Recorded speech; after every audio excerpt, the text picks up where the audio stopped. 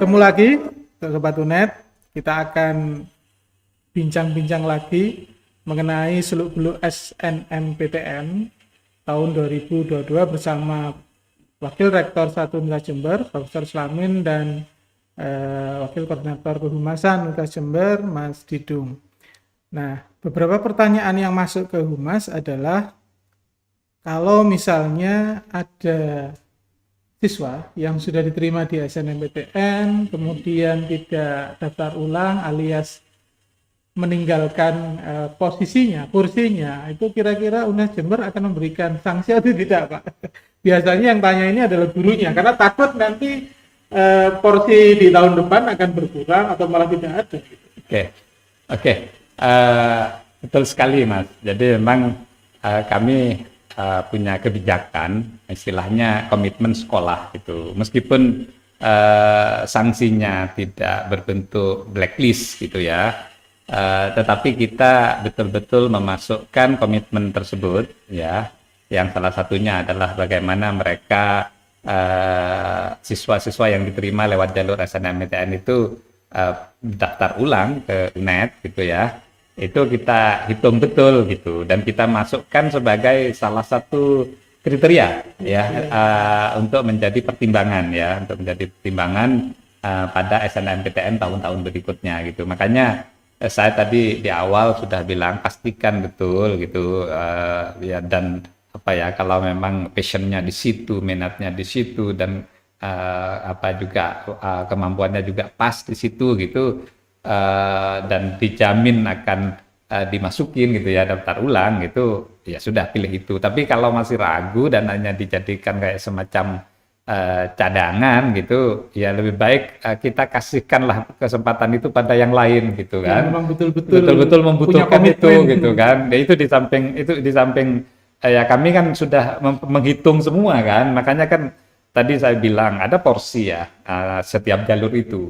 Misalnya minimal 20% SNMPTN, minimal 40% untuk SBMPTN, terus maksimal 30% untuk yang lokal gitu. Itu kan sudah kita hitung betul gitu. Jadi ya kalau ada yang tidak daftar ulang dan macam-macam, itu ini merusak tatanan ini juga gitu. Tapi itu oke gitu, karena ini kan kita sekarang kan era terbukaan bebas gitu ya. Tetapi maksud saya kan orang yang mestinya rencana masuk ke situ tidak diterima kan, gara-gara terisi oleh calon yang ternyata tidak daftar ulang gitu ya. Jadi seperti itu, Mas. Jadi sebaiknya betul-betul diperhitungkan gitu ya, jangan sampai lah adik-adik kelasnya nanti menerima akibatnya. Meskipun ini bukan blacklist, bukan blacklist. Kami tidak memblacklist, kecuali kalau misalnya ada pemalsuan dan lain-lain gitu ya, itu baru kami investigasi betul gitu, pemalsuan nilai rapot dan lain-lain gitu, dan bisa jadi sanksinya lebih berat gitu ya. Tapi kalau misalnya tidak daftar ulang, kita tidak memblacklist itu. Jadi hanya saja memang jadi salah satu kriteria aja untuk pertimbangan di penerimaan tahun-tahun berikutnya gitu, Mas. Kadang anak memilih program studi A, orang tua nggak setuju, atau kemudian orang tua memaksakan pilihannya karena bapaknya dokter, anaknya harus jadi dokter. Atau sekolah yang kemudian menganjurkan, ternyata siswa tidak senang. Nah, Mas Didung, kira-kira hubungan yang harusnya seperti apa antara siswa, sekolah, dan orang tua ini kira-kira untuk menembus atau untuk sukses di SNMPTN? Hubungan yang harmonis. Ya, harus itu ya. Sebaiknya memang ini ada komunikasi yang baik antara siswa yang akan menjalani, kemudian sekolah yang punya data, dalam hal ini SNMPTN ya, sekolah yang punya data, dan orang tua yang nanti akan membiayai gitu. Jadi hubungan ini artinya ini bisa diselesaikan dengan komunikasi sebenarnya. Jadi orang tua, siswa, dan sekolah ini harus duduk bareng dan harus memberikan terutama siswa ini harus menyampaikan ke orang tuanya dan sekolah itu sebenarnya keinginannya seperti apa. Nah, ketika ini sudah disampaikan, dari sisi kalau orang tua, dari sisi pembiayaannya kira-kira bagaimana? Kalau misalkan anaknya ngeyel ke fakultas kedokteran misalkan, ya ini kalau misalkan dia bisa memenuhi persyaratan misalkan dengan KIP, dengan ini sebenarnya nggak ada masalah gitu. Tapi kalau seandainya dia ini batas untuk bisa menerima KIP ya, kemudian dia nempel di atasnya, artinya dia mendapatkan juga nggak bisa, terus kemudian dia masuk di sana juga, artinya dari sisi siswa juga harus menyadari dari sisi kemampuan orang tuanya juga gitu. Nah, ini masih harus didukung dengan data dari sekolah. Artinya, apakah siswa ini ketika memilih keinginan yang di sana, ternyata sekolahnya, di sekolah itu yang mendaftar di prodi yang sama sudah 5 lebih misalkan, dan dia posisinya di paling bawah. Di paling bawah misalkan seperti itu. Artinya kan ini juga harus jadi pertimbangan gitu. Nah, ini memang harus ada komunikasi yang lancar antara siswa yang akan menjalani, kemudian siswa orang tua yang akan membiayai, dan sekolah yang punya data gitu. Sehingga nanti harus ada titik temu yang disetujui semuanya, sehingga nanti ketika dia sudah tidak, misalkan ya kalau diterima alhamdulillah ya itu kan tujuannya memang itu. Tapi kalau seandainya nanti ini ada kegagalannya, tidak menyalahkan salah satu ini. Karena memang sudah di set sejak awal gitu. Nah, ini yang kadang di sini ini yang sulitnya kan di situ. Artinya ada komunikasi, ini peran guru BK juga sangat luar biasa gitu. Artinya bisa mendatangkan orang tua ataupun mengkomunikasikan dengan siswa supaya siswa bisa mengkomunikasikan dengan orang tua, itu juga bukan hal yang mudah memang. Kita di sini enak ngomongnya seperti ini, tapi di kenyataannya memang ini berantem ya. Iya, ini bukan sesuatu yang mudah, tapi memang itu yang harus dilakukan gitu. Ngomong-ngomong tentang pilihan program studi, kalau di SNMPTN tahun ini Mas Didung, bagaimana aturannya? Apakah siswa dikasih pilihan berapa atau di mana dia bisa milih PTN apa saja? Ya, jadi setiap siswa itu diberi 2 pilihan, baik dia di 1 PTN atau di 2 PTN. Intinya dia mendapatkan 2 pilihan gitu. Nah, kalau dia menggunakan dua-duanya dengan PTN yang berbeda, maka yang satu itu harus berada di provinsi yang sama, Mas Zain.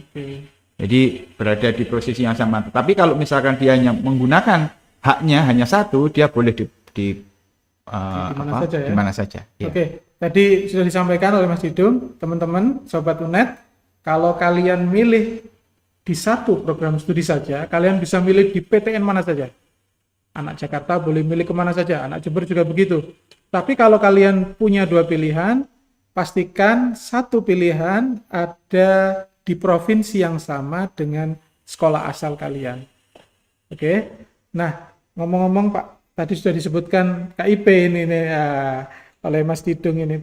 Nah, kira-kira KIP itu apa, Pak? Kemudian sebetulnya bagaimana istilahnya? Kenapa kok ada KIP gitu? Terus untuk siapa ini KIP ini? Ya, baik. Jadi KIP ya, atau Kartu Indonesia Pintar ya. Kalau di perguruan tinggi itu ada tambahan K-nya, KIPK ya. Jadi Kartu Indonesia Pintar Kuliah. Itu dulu kita kenal dengan istilah bidik misi. Ya, jadi KIPK itu merupakan beasiswa yang diberikan oleh pemerintah gitu ya. Bagi mahasiswa yang secara ekonomi kurang beruntung gitu ya untuk melanjutkan studinya. Dan sebenarnya KIP ini sejak SMA itu sudah berproses, dan yang menentukan apakah anak ini dapat KIP atau tidak itu adalah sekolah bukan kita ya. Jadi dia bawaan dari saat mereka sekolah, sehingga ketika anak itu mendaftar SNMPTN, dia melekat bahwa anak ini pemegang KIPK gitu.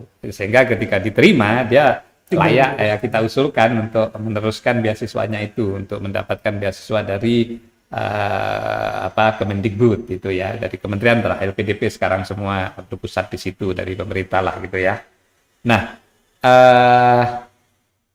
kalau syarat-syaratnya memang dia ya pasti ya tidak bukan apa ya istilahnya secara mungkin ekonomi sekalipun tidak mampu gitu, dan juga dinyatakan diterima gitu.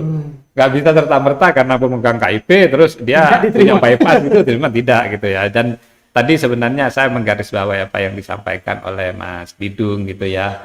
Ketika dia pemegang KIP gitu ya, tentu saja nanti ketika seleksi gitu ya, itu juga kita membandingkan dengan peserta-peserta lain yang juga sama-sama pemegang KIP gitu. Kenapa? Karena kita juga diberi kuota oleh pemerintah gitu. Setiap tahun UNED nanti KIP-nya sekian gitu ya. Sehingga tidak serta-merta asal dia diterima juga gitu ya. Akhirnya langsung kita terima gitu. Ya saya selalu bilang ya nanti kalau misalnya kuota KIP UNED berkurang gitu kan, nanti gimana dengan siswa yang sudah dinyatakan itu gitu. Sehingga kami juga batasi gitu, batasi apa istilahnya kuota dari peserta pemegang KIP. Meskipun sebenarnya tidak pembatasannya tidak terlalu kecil, tidak gitu ya, tetap proporsional lah gitu ya.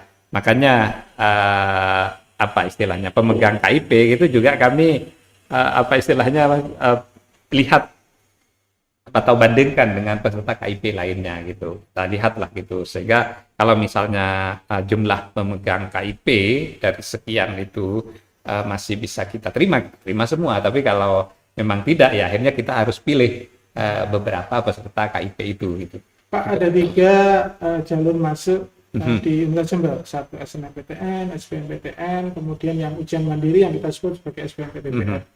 Nah, kebijakan Universitas Jember untuk KIPK ada di mana Pak? Apakah di 3 jalur itu atau? Oke, jadi kita hanya menerima KIP itu di 2 jalur yang nasional itu. Jadi SNMPTN sama SBMPTN gitu. Dan bagi pemegang KIP kan kalau SNMPTN kan memang gratis untuk semua ya. Tapi yang SBMPTN itu untuk pemegang KIP kan pendaftarannya juga gratis, sudah ditanggung oleh pemerintah gitu, tidak perlu lagi dia bayar pendaftaran gitu. Untuk sementara yang lokal itu kami masih fokus tidak ini gitu ya. Tetapi gini, kadang nanti ternyata ada pemegang KIP juga yang tidak daftar ulang gitu ya, sehingga ada slot misalnya yang kosong gitu, itu biasanya kita tawarkan ke mahasiswa baru gitu. Tapi ini jangan dijadikan jangan karena sangat ini strict, sangat apa istilahnya ya, sangat terbatas sekali, dan selama ini rata-rata mereka sudah terpenuhi, dan ya KIP itu biasanya daftar ulang juga. Kenapa? Karena memang dia sudah dapat beasiswa, sudah ada yang prodi yang nerima, sayang kan gitu. Nanti dia belum tentu juga akhirnya ketika dilepas nanti dia dapat KIP juga kan gitu. Jadi begitu. Pak, tadi disebutkan kuotanya terbatas.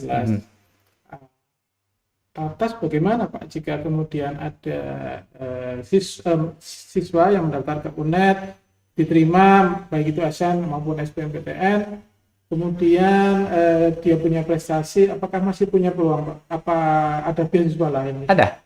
Jadi banyak sekali sebenarnya beasiswa yang ditawarkan oleh Universitas Jember ya, baik yang berasal dari pemerintah pusat, pemerintah daerah gitu ya, lembaga maupun dari perusahaan-perusahaan itu. Ya, jadi tapi biasanya yang memang yang jadi persyaratan sih prestasi gitu ya, prestasi terus aktivitas itu juga ada ya. Jadi kita juga punya mahasiswa berkarya gitu ya. Jadi mahasiswa yang aktif itu kita beri juga, yang termasuk juga yang nanti membantu atau memberikan kontribusi pada universitas, itu juga kita alokasikan untuk mahasiswa yang demikian gitu. Jadi silakan, itu beasiswa. Belum lagi apa istilahnya bantuan UKT ya, karena dampak pandemi ya COVID itu ada juga. Jadi pemerintah membantu UKT mahasiswa gitu, sesuai ya, ada syarat memang gitu ya.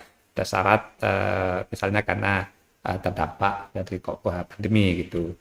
Nah di luar itu tadi menyebut MKBM gitu ya, nanti meskipun mungkin kita jelaskan secara rinci gitu ya, tetapi yang perlu kami sampaikan karena terkait dengan pembiayaan gitu ya, jika mahasiswa itu nanti ikut MBKM, nah, pemerintah juga ikut memberikan dana gitu, tapi tidak boleh double funding. Kalau dia sudah dapat beasiswa, ya tentunya tidak didanai dari sisi pembiayaannya gitu. Tapi Intinya dia masih harus berbagi, Pak, harus ya, berbagi dengan dengan mahasiswa teman yang lain, tapi tetap boleh ikut Boleh. gitu. Hanya dia tidak mendapat hak, misalnya UKT-nya tidak dibayar, tidak dibayar lagi karena sudah ditanggung oleh beasiswa yang sebelumnya gitu ya. Tetapi dia kan kalau magang tetap misalnya dapat uang saku gitu ya. Nah, terus kalau dia ikut misalnya proyek-proyek kemanusiaan kayak pejuang muda, kampus mengajar, dia tetap dapat uang saku gitu ya, sesuai dengan haknya gitu. Nah, Oke, Sobat Unet, tadi sudah banyak disampaikan. Jadi bagi kalian yang memang memenuhi syarat untuk mendapatkan KIP, silahkan segera diurusi KIP-nya. Tetapi bagi nanti teman-teman yang akan mendaftar tanpa KIPK, jangan berkecil hati, karena nanti pada saat Anda kuliah akan banyak kesempatan mendapatkan beasiswa. Intinya satu, seperti yang disebutkan Pak Selamin tadi, berprestasi.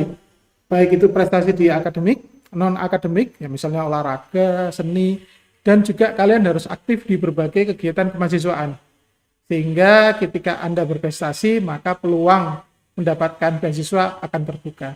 Nah, ngomong-ngomong Mas Didung, kira-kira tolong dijelaskan secara garis besar saja.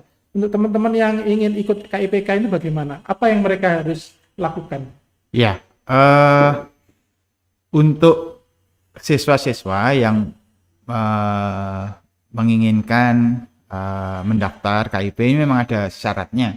Nah, sini yang pertama adalah bahwa dia adalah SMA atau yang sederajat itu yang lulus 2 tahun sebelumnya maksimal. 22, ya. Jadi di periode itu. Kemudian mereka harus punya potensi akademik yang bagus. Berprestasi tadi. Syaratnya sebenarnya itu, berprestasi aktif. Semua beasiswa syaratnya itu, berprestasi dan aktif. Kemudian yang ini mempunyai keterbatasan ekonomi memang. Ini harus didukung dengan dokumen. Iya, dokumen yang sah.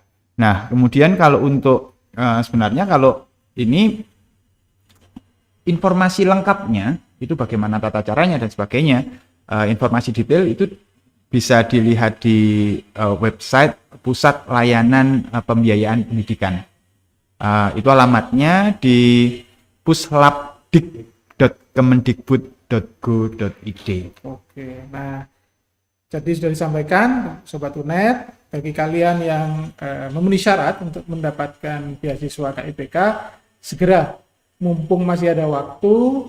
Kalau ada persyaratan yang belum dipenuhi, silakan segera dipenuhi. Dan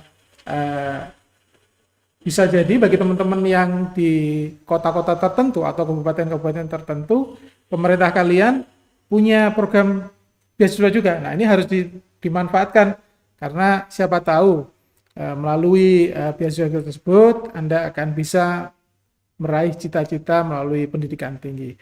Nah, Pak, dari catatan kami ada memang program studi yang selalu menjadi favorit ya.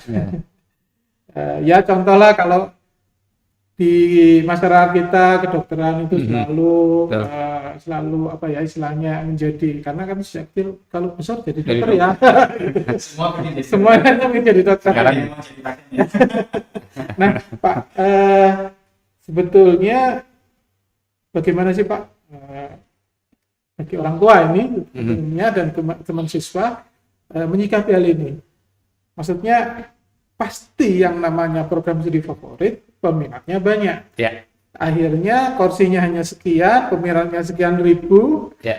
Akhirnya banyak yang tidak diterima bukan karena mereka tidak mampu, tapi karena memang kursinya terbatas. Ya, betul. Bagaimana Pak menyikapi ini, dan juga ada program MBKM tadi, kira-kira harusnya seperti apa sehingga kemudian orang tua dan siswa bisa lebih terbuka, kemudian ya istilahnya tetap menginjak bumi lah, walaupun cita-citanya tinggi ya. Betul. Karena nanti kalau terlalu melayang nanti jatuhnya sakit. Iya. Meskipun ada awan di situ ya. Oke, baik. Makasih Cak Iim, ini pertanyaan yang sangat bagus dan saya pikir juga strategis ya untuk para calon siswa nantinya gitu. Jadi saran saya sebaiknya siswa dan juga orang tua lah gitu ya harus mampu mengukur dirinya, terutama kemampuannya gitu. Caranya gimana? Ya kita bisa melihat data-data di tahun-tahun sebelumnya. Ya bisa aja meskipun itu bisa fluktuatif ya, bisa berubah gitu. Tetapi saya yakin tidak banyak perubahan gitu. Ya misalnya data-data sebelumnya itu adalah berapa sih nilai rata-rata rapot minimal yang diterima di prodi favorit itu. Itu bisa dilihat, bisa dicari deh, ada informasi gitu ya. Bisa di LTMPT juga gitu.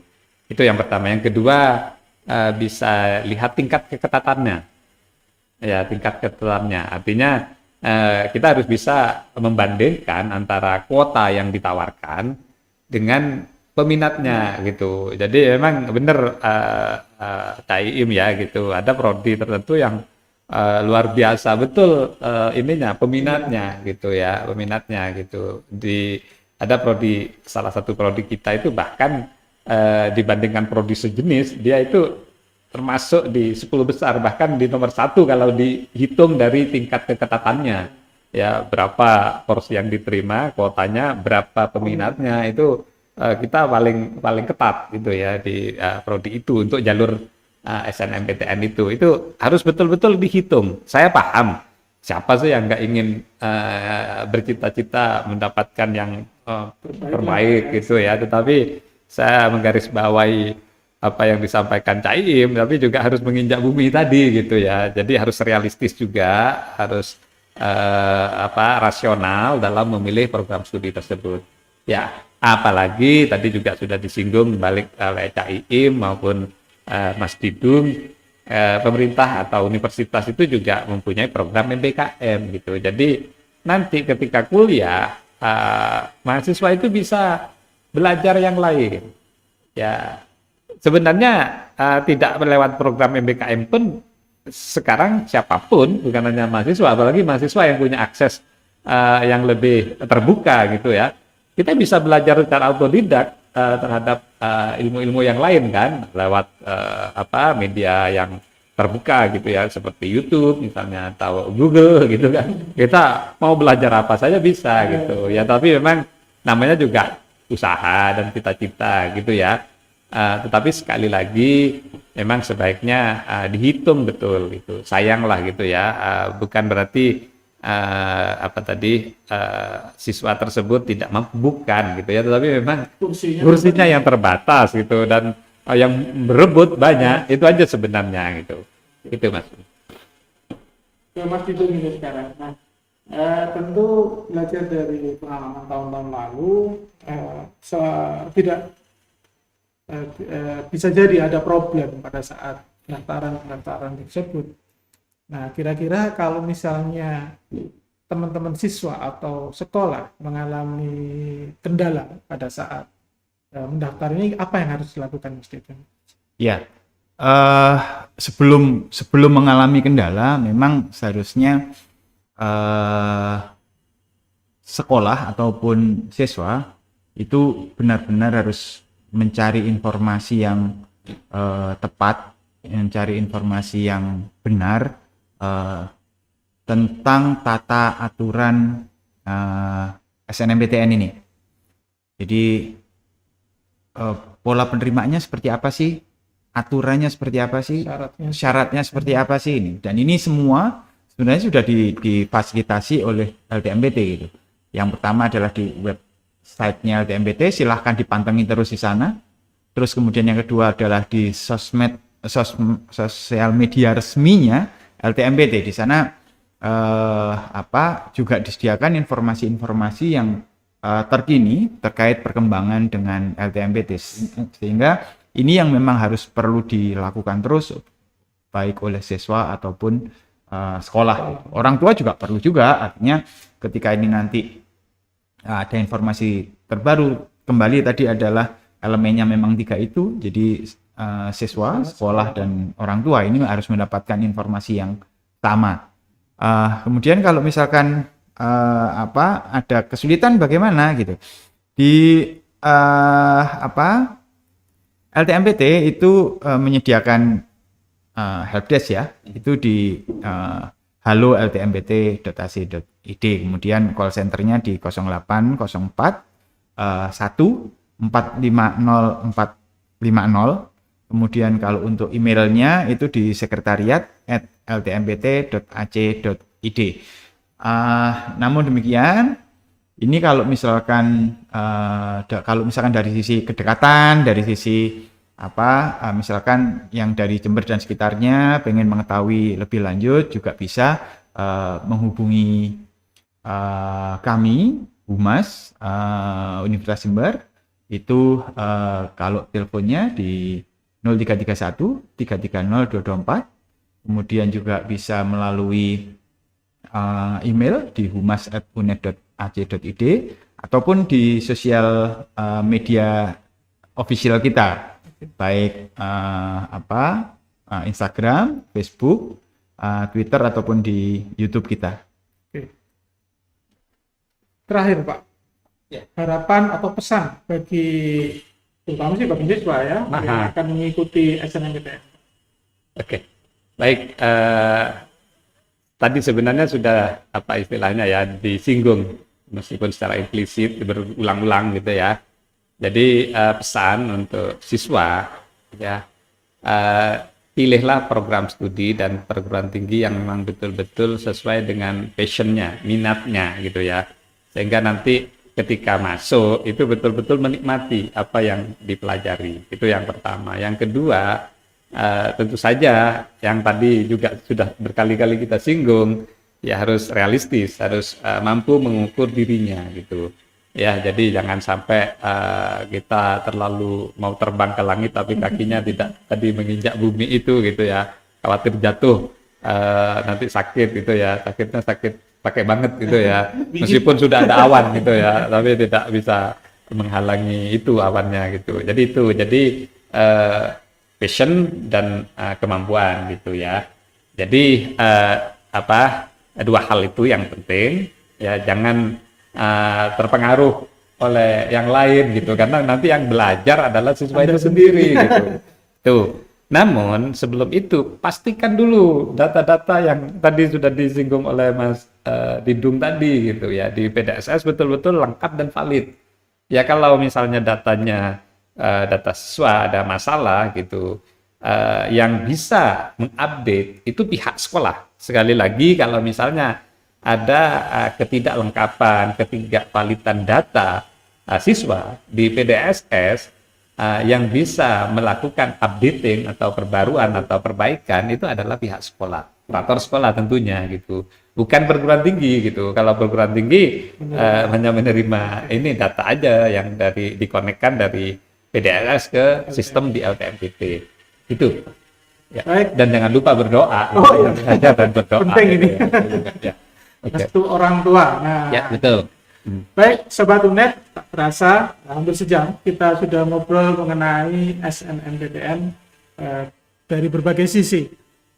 Mumpung masih ada waktu, ayo manfaatkan kesempatan ini karena ada 2.300-an kursi yang menunggu kalian di Universitas Jember. Kalian yang berprestasi, jangan ragu-ragu untuk masuk ke Universitas Jember. Terima kasih atas perhatiannya. Mohon maaf apabila ada tutur kata yang salah. Kita akan bertemu lagi di kesempatan lain dengan tema-tema lain yang juga cukup menarik.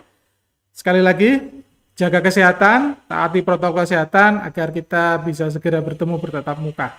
Terima kasih. Assalamualaikum warahmatullahi wabarakatuh. Salam dari Universitas Jember.